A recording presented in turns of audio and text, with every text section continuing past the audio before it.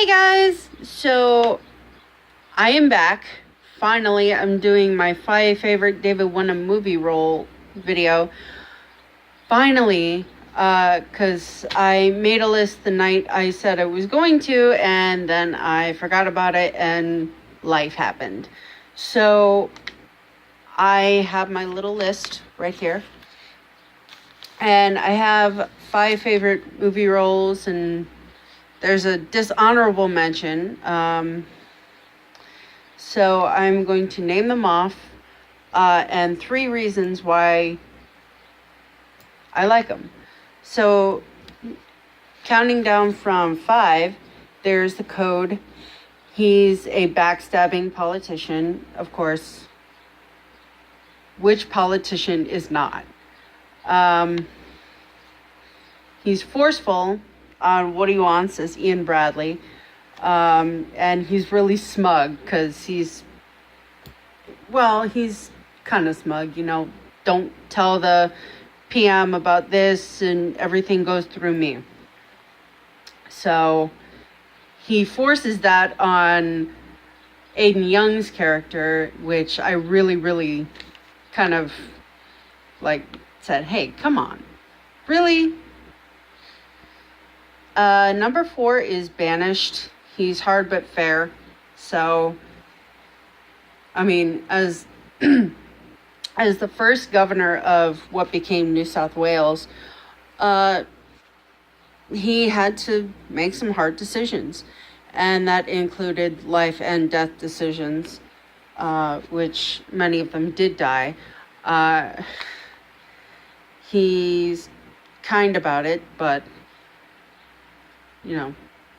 what person wouldn't be?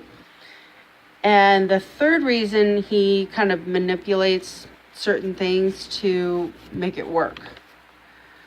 Number 3 is Iron Fist. He's definitely manipulative in that one. He's forceful on Ward to get what he wants. And he's also really evil in this one. I mean, I don't know why people said, Iron Fist wasn't that good, but then when I hear what the critics were expecting, I did kind of say, I understand all that. Number 2 is Better Man, which I obviously fell in love with. A hardworking lawyer to try and get a kid off of death row in Singapore. And you start to really feel bad for him at one point.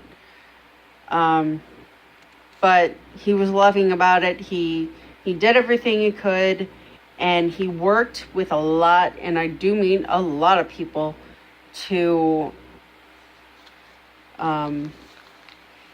make it as swift a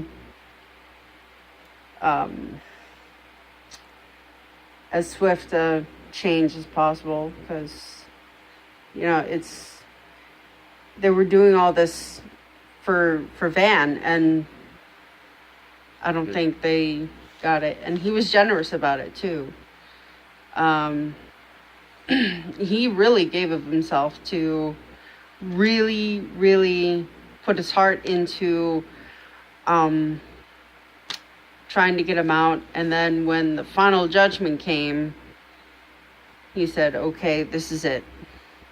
It was hard for everyone to accept, but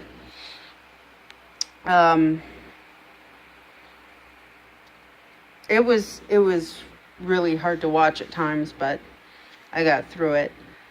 And there's an honorable and dishonorable mention here. So, David Wenham fan site, if you're watching this, which I know you are, because it's on the, you're watching this on the website, because I know you are.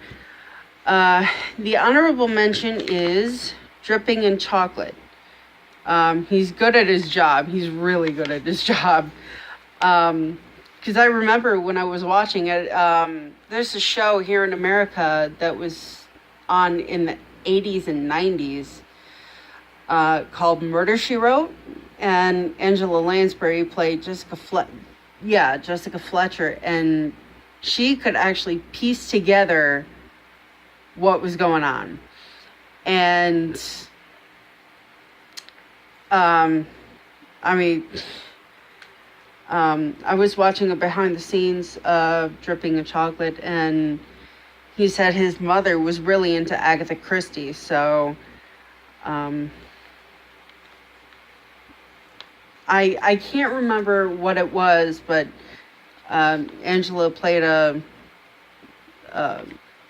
detective named Miss Marples, which I haven't seen, unfortunately. He's caring about his job. He really cares about it, but he also cares about the victims and the friends of victims, and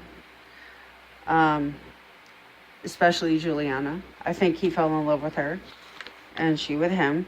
And he's very intelligent. So we all agree on that. The dishonorable mention, and I know a lot of you will agree with me on this, Top of the Lake, Al Parker.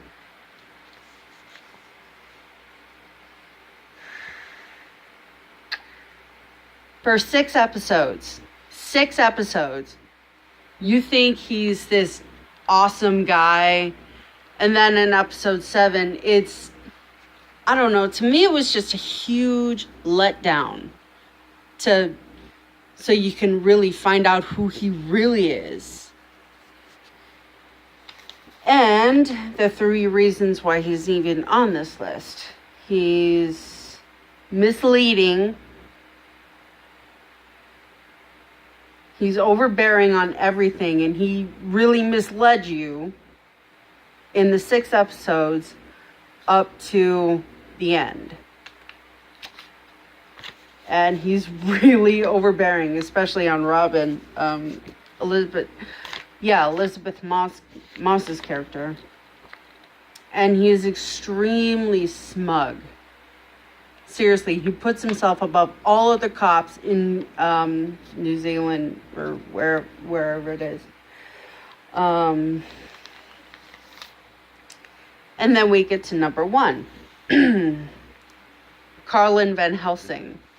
So he's very bookish. He's got all these books and stuff that he reads about, vampires and werewolves and all this other stuff, and that's how he can make these crazy looking weapons.